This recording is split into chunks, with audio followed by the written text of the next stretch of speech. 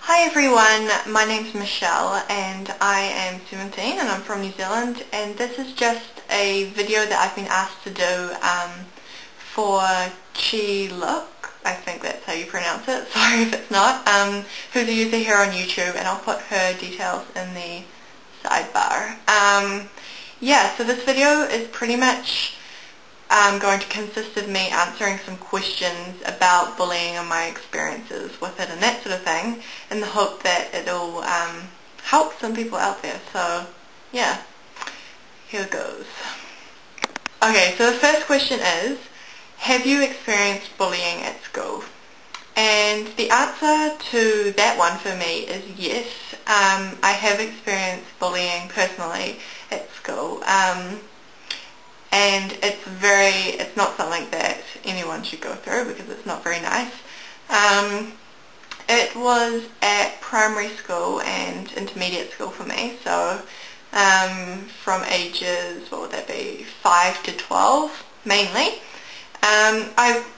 It wasn't anything like severe, nothing overly, like, it wasn't physical, it was more verbal, and I was always kind of like the shy kid, the quiet one, that sort of person. So I would kind of get made fun of because of my because of that, and because I would always like go red when I was embarrassed, or just, you know, little things like that. And also I would get made fun of because of my hair color, like orange hair. Ooh.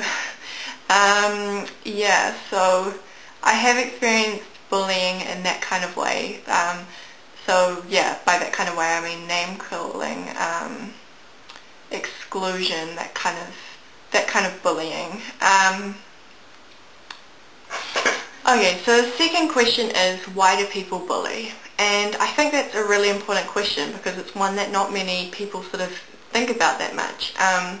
I think that people bully to make themselves feel better. So perhaps they have low self-esteem, or I don't know, low self whatever, and I think they often bully other people and make other people feel worse because that's the only way that they can make themselves feel good. So I think that in itself is really important, because although bullying is in no way okay at all, it's important to think about like the type of people who are bullying, because I think they also need to be helped in some way. Yeah, so I think often the people who are bullying are not okay and comfortable with themselves at all.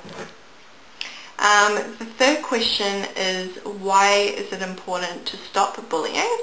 And this one is pretty obvious, I think, because bullying is in no way benefiting other people. I don't personally see how making someone else feel bad or hurting someone else is,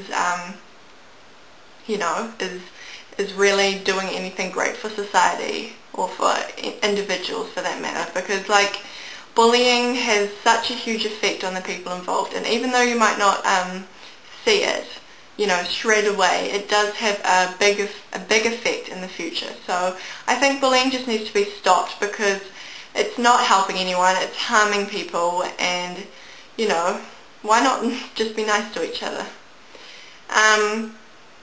Question number 4 is, how do we stop bullying? And that is a huge question, because, yeah, well, it just is. I think we need to focus on the everyday things. Little things like, if you're being bullied, telling someone about it. So if you're at school, perhaps telling a teacher, letting even just some friends know, you know, if they aren't aware of it. If you're in the workplace, filing a complaint, maybe like telling your boss, that sort of thing can be helpful. But definitely letting someone know. Your parents, family members, that sort of thing is great as well. Yeah, that's the first step. If you're being bullied, let someone know, because it's not okay and there's nothing to be ashamed of. Loads of people are the victim to bullies, so, you're not alone in that, but definitely letting someone know. If you aren't being bullied but know of people who are being bullied, I think that's a responsibility in itself, and that's a step towards, you know, stopping bullying, because I think that a lot of people just know that it goes on, but they just choose to ignore it because it doesn't really involve them. And I think that's, I mean, that's almost as bad as the bullying itself, you know. I think that if you know that bullying is going on and it's not affecting you and you just choose to ignore it, I think that needs to stop. Start by telling the bully, you know, to stop it, to give the person a break, leave them alone, you know. Talking to the victim, let them know that they should not put up with this, that they should tell someone about it, and let them know that, you know, whatever the bully's saying, it's not okay, you know. Because I think that's a huge thing. Like, even if a lot of people sort of think, oh yeah, you know, bullying, you know, doesn't really involve me, so I don't feel like I have to listen to this video because I'm not a bully and I'm not being bullied, so what's it got to do with me? But it's got a lot to do with you, because I'm sure every one of you has known of someone who has been bullied, or perhaps you've even been bullied yourself. But yeah, I think just not ignoring it is a huge thing, because, you know, like I say, it's almost as bad as the bullying itself.